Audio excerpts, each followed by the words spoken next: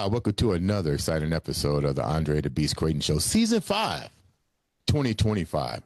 Damn, that rhymes really good. Today on the show,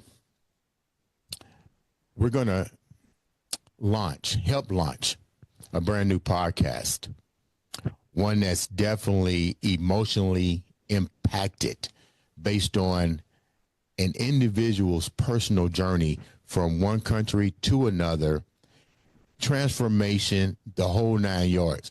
I'd like to welcome with me my celebrity host and the star and host of the new podcast, which I'll let her tell you. Let's welcome Miss Beautiful Jessica Jarvis to the show. Hi, Andre. Thank you so much for having me here. I'm so excited. This is the first time I'm in Indiana, and then getting to do my podcast and you endorsing it. Thank you so much for having me. How you like Indiana so far? You better say something good. Yes. No, I'm loving it. We've been pretty busy here, but you know, I still have to do a little bit more visiting. I'll tell you that. But what I've seen so far, I'm in love. Okay, we're going by Omar. It's a good spot to have some. Can't wait. Some wings and Andre's favorite mac and cheese and tater tots. I can't wait. So you got a new podcast coming out. Tell the viewers a little bit about the podcast. I know it's emotionally attached to you, a lot of your experience and lifestyle. But more importantly, let's talk about your nationality before we talk about the podcast, because I hear a lot of stuff going on with that voice. Yes. I was raised and born in Brazil. My background is also Italian and English, so it's a big, beautiful mix. Italian. Yes. There might be a favor I want you to do for me after this show. Okay. I know that movie. So the podcast, what's the name of the podcast and why the need to create the podcast? The name is straight to the point. Jessica Javen's Talk. The need is of retransformation that we constantly need and have to go through, and my personal journey in that in every quadrant of my life. So basically, we start by inviting people to transform from inside out their lives into a life that they truly love, like I'm loving my life right now. And this podcast should debut this spring, correct? 2025 of the spring. Yeah, absolutely. Wow. That's just the beginning. That's just the beginning. Okay, so let's get right down to today's guest. Imagine, if you will, dealing with several health issues. And I know what people are saying, Andre, we all deal with health issues. But let's talk about not having these health issues and then all of a sudden being impacted like a ripple effect. And then the ripple effect that leads to even the most impactful word in the medical industry that people don't want to hear, cancer. Then having to readjust your life from it. That's hard. I'm getting emotional just thinking about it because I know the young lady that's coming on now, I know what she's going through. I've seen her post. I felt the highs, the lows. I felt moments where she was trying to keep everything together. Without further ado, I'm going to introduce Indiana's own, Lafayette, Indiana, Terri Westmoreland to the show. What's up, Terri? Hi, guys. How are you today? I'm doing great. We're doing great. I heard your story. You was on the Jessica Jarvis Talk podcast. I was deeply moved. But before we get into your journey, tell the viewers a little bit about who you are. I know you're from Indiana, Lafayette. Go Boilermakers. Tell me a little bit about who. Yeah. Well, I've got 3 beautiful grown-up sons. They are 29, 26, and 24, and they're spread all over. I've got one in Alaska, one in Texas, and one in Indiana. I was a pastor's wife for 27 years, so that really dominated that, along with homeschooling, dominated my grown-up life until I went back to school and got my teaching degree and started a private school in Boone County, Indiana, and ran that for 10 years. So it's been quite a ride. I used to say that I was Wonder Woman You know, when you run your own business, you are working 80, 100 hours a week, easy. Right. And that's something that I did for years. And I relied on my own strength to get me through that. When did That was a mistake. What do you mean that was a mistake? What do you mean by that? Well, you know, I found in life, you can't count on circumstances to stay the same. Okay. Oh my gosh, I love this. When you say circumstances, I know this is going to get emotional, and this is a judge-free zone. So I want you to tell your story the only way you know how to tell the story. But you just impacted something, expecting things to change. Go a little bit deeper with that. Well, I woke up one Sunday morning and my husband was yelling, "It's up to the stairs." And I had no idea what he was talking about. I sat up and I said, what's wrong? What's the matter? And he said, "The water, it's up to the stairs." I knew my school was in danger at that point because it's in the basement. It was in the basement and a basement space. And I ran over to the basement and there was 2 feet of water in my school.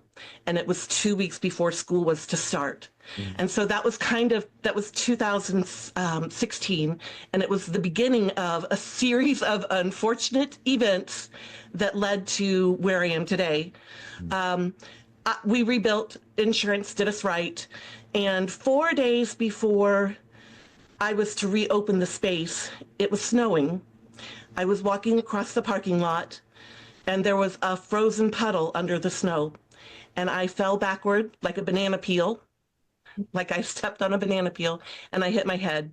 And I went to sleep that day. I thought, I'll be okay. I'll go take a nap. I'm going to be all right. Well, I didn't wake up for 24 hours. And that Sunday, someone at church said to me, "Terri, your eyes are not equal. Your pupils are not equal." And so I finally said yes to going to the ER. And I had a concussion, and it was bad. It was really bad. I then had 2 more concussions that year, and that led into dysautonomia. That is something that you're odd. What is Yeah. that for the viewers? What does that define? Yes. So it's the form I have is called POTS, postural orthostatic tachycardia syndrome, which means that when I stand up, my heart rate goes bananas crazy high. And I'm medicated now. I can stand up without my heart rate going crazy, but it's my autonomic nervous system. You know, you have your central nervous system, but this is your autonomic nervous system. It handles heart rate, blood pressure, digestion, all the things that you don't think about that your body does automatically. And mine was broken. I then found out that year that I had a genetic condition. And yes, genetic means I've had it my whole life, and I had been in pain my whole life, but something about those concussions pushed my pain level into the stratosphere. So I had a series of horrific doctoring experiences that traumatized me. I didn't have a diagnosis after a year and a half. I then had to close the school.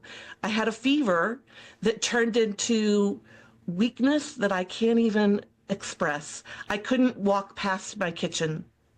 So what we would call that today is something like long COVID. So it was a post-viral illness. And that just threw fire onto everything. I was in a wheelchair. I couldn't function anymore, and I had to close the school. Now let's go a recap. We mentioned something that was even more detrimental in throughout all this. If I'm not mistaken, you wind up with cancer. But was it COVID related? Did these symptoms all interact? It was. Amplified through the COVID? So one night I woke up, I had COVID for the 5th time. I was a teacher. I had gone back to teaching in public school. At that point, I had had physical therapy, occupational therapy, speech therapy, balance therapy, and I was recovered enough physically that I could teach again. And I was in Florida. My middle son was living with us at the time, and I woke up, it was about 3 a.m, and I couldn't breathe. I couldn't catch my breath. And I thought I probably got COVID pneumonia again. And but I had my son drive me to the ER, and I was there 19 hours. They did a CT scan, and they finally told me that I had a tumor on my right lung, and it was cancer. How did you have a support group? Were you still married to your husband at this time? I was married to my husband at this time. I had my kids that loved me. But we were in a state where I hadn't really made friends. I had a few teacher friends. But at that point, I wasn't plugged into the community at all. I didn't really have a support network at the time. No. When you wind up with the first diagnosis of cancer, I can't imagine how do you respond to something like that, unfortunately. I can just try to put myself in your shoes. You looking at your kids, you're looking at your husband, you've already dealing with a lot of pre-existing things. What was your game plan? What's going through your mind now? I know it's about survival. I know it's about family. You're looking at your sons, but take me down when you first got that. When you and your husband sat down, how did he help strengthen you to go through this journey? Unfortunately, he didn't. We had some crises in our marriage previously. That's why we moved to Florida, to be honest. At that point, it was 2 days before my PET scan to see if the cancer had spread. Right. He said to me, "I want a divorce." Oh. So unfortunately, I did not have the support of my husband. I fell apart. I absolutely fell apart at that point. I didn't have the ability to function. And so I took time off. I took family leave off from teaching, and I got some help. I plugged into mental health care, and it was deeply needed at that point because I could not go on. I was not okay. What was the impact with your sons? I mean, they know their mom's going through something, and all of a sudden, the one rock that you thought was a rock, and you said he's a pastor. Yeah. Excuse me. I can't even fathom leaving my wife, no matter how that situation, no matter how we're not getting along or whatever. This is much bigger than that. I need to support you. You're the mother of my kids right now. You've gone through multiple situations in your life. Cancer is not a laughing joke to deal with, but now you got to keep the family together. How do you do that and still manage to keep your mental safe, get the treatment, and well, Jessica, you know what I'm talking about. Almost shelter your boys. You don't want them to know. And I'm sorry, how old were they at this point? They were in their 20s and all spread out. Only one was living in Florida with us at the time. So tell us about that dynamic. Yeah, at this point with them. They did not know. They did not know that their dad was letting me down. Again, this was not the first time that he had created a trauma in my heart through lack of love for me. And that was not only evident in how we interacted, but it was words that were said to me, I don't love you. I've never loved you. I need God's help to love you now. Were words that were spoken to me at year 19. And we held on for 11 more years. And that was only because of my insistence. I did not want a divorce. Even a year after the cancer surgery, when he brought it up again, at this point, though, he had walked away from his faith. It's the best I can describe it, because doing the things that he was doing and behaving in the way that he was behaving were not congruent with having a deep faith any longer. That makes sense. So you guys were basically masquerading a happy, loving situation, but eventually Yeah. people can see through that. I'm pretty sure when you're dealing with, the church, some people can see through the facade. That were, you know what I'm saying? No. You show dysfunction like that. I mean, that's how I would look at it. You can't just keep going into church and people don't see love because you're hurting. So they got it. In other words, what I'm trying to say is nobody in your church knew that you was having problems. No, no one knew. I protected them, and I'm protecting them to this day. There are things I won't say. There are things that I will not get into, because I don't want to hurt those that we loved. Is what it boils down to. They don't know. They don't know I'm back. They don't know I've been back for almost 9 months. And our former church that we were just at 4 years ago, they don't know that I live here with my mom and my dad in Indiana. They don't know what I went through. They don't know. They knew I had cancer. It was posted. It was, talked about, prayed over, but no, they don't. They didn't know. They did not know. It's a very difficult situation because I can relate with that. The sense of trying to protect your family, the compassion and the love, and how far you allow it to go. And as a mother and as a woman, I can relate to that. Yeah. Let's go back a minute. When you decided to get the treatment, you eventually gonna have to address the cancer. You're eventually gonna have to put on the back burner the relationship. You're gonna have to always keep on the forefront your children. Did you get treatment while you was in Florida, or did you decide to come back to Lafayette and continue the treatment, or did you say, let me deal with it here in Florida before I take this to my parents, because now nobody wants to go back to their parents. I mean, No. unfortunately, you can go home. There's no place like home. Thank God for that. What was that like for you, the road to recovery and getting the treatment prior to coming back to Indianapolis? I mean, not Indianapolis, Lafayette. Yes, it was a tough surgery. Thank goodness I didn't need any further treatments. I didn't have to endure any chemotherapy or radiation because it had not spread. They took out some lymph nodes. It was supposed to be a robotic surgery, so they did a laparoscopic. They went in laparoscopically, but they nicked an artery during surgery and had to open me up with a thoracotomy, which is a tough surgery to recover from. The doctor said it would take about a year until I was going to be over the pain, and it did. I went back to teaching that next fall, but I had a position where I could sit down, go get a small group of kids, and then go sit down again, and then do that all day long. It was all working pretty well for me. I was recovering. But then I got called into the classroom, and my body just couldn't handle the demands of being in the classroom again.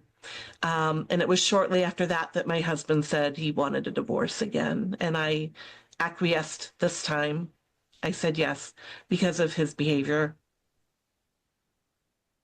My heart breaks for you, but in a good way, because I know you're resilient. I know that was hard to do. My hat's off to you, really, for trying to keep the family together no matter what. And sometimes I tell people shit happens for a reason. It happens for a reason. We may not see the bigger picture at first, but now you're able to go home. Who reached out to who? Did you reach out to your mom and dad and have to now open up with everything you was going through? I did. Yeah, I talked to my mom every day when I lived in Florida. She was a teacher too, and so I would call on the way home from school and vent and ask questions and just cry some days. But What did you, Dad has hold on a dementia. minute. Hold on a minute. Mom, Hold on a minute, Terry. I didn't mean to cut you off. You talk to your mom every day. Yeah. These are your words. You cried. You yeah, vent. I know good and time well. I'm just going into the mind of a female. Your mom said, walk the fuck away from this. no, she didn't advise one way or the other. But when I said it's time, she immediately went into action mode and said, okay, here's what we need to get done before you arrive. Okay. So she was waiting. She was waiting, but she had it done. Yeah, she wanted you to That's leave. a mom. Yeah, She knew. yeah. Yeah, What she about knew your and dad? Did she keep it wholeheartedly from your dad? Did she keep it welcomed from me back. Terry? Did she keep the information from your dad? Dad would be told, sort of. She went into what happened, but he wouldn't remember that he had been told. So his dementia is fairly advanced. So you wind up coming back to Lafayette, Indiana. What was that like for you? Readjustment, knowing that, you're done with your marriage, your kids are okay. How do you Humbling. recover? Yeah. It was so humbling to be this broken, applied disability at the time, because I didn't have the ability. After teaching a little bit, it's very evident to me that I could not do it long term. So I applied for disability. I isolated myself for a long time, several months. I got counseling. It slowly started to shift in my mindset.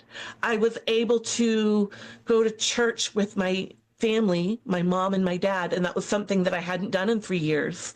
I didn't mention that, but I was having panic attacks sitting next to my husband in church. I couldn't do it. I just couldn't do it.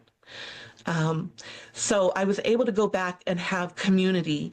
And the more I let them in, and the more that I let go of the things that were broken in my life, the more I started to receive a healing in my heart and in my spirit and just to the depth of my soul. I am a completely different person than I was.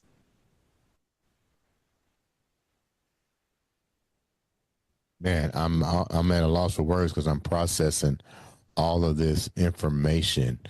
Something that I wanted to talk about. You mentioned the fact that you're almost bedridden based on all of the health issues that you had.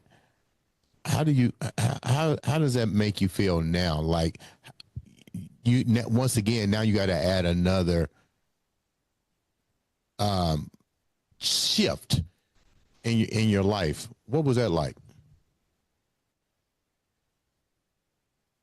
I've been at this stage for a long time outside of work. I would go home and immediately go to bed. It was just my place where I needed to be for my body to recuperate each day. And when I came back to Indiana last summer, I think I just had experienced so much trauma that bed was the only place my body could handle. And to this day, I'm still there, but I've become a life coach. And I can now do that entirely from bed. Except for the workshops that I have coming up. I'll do them virtually if I can, but I want to do group workshops to bless people in person whenever I can. I want to do a group workshop and speak to people and speak into their lives. Go ahead, Jessica. You got a question? Go ahead. Was this for me, the impression that I'm getting, what I'm reading here from her, is that she had to completely change her focus. Yeah. Instead of all the problems, oh man, she has excuses. Any excuse that somebody can put, you have them all. But you had to completely shift your focus. So share your perspective on that. I would love to hear it.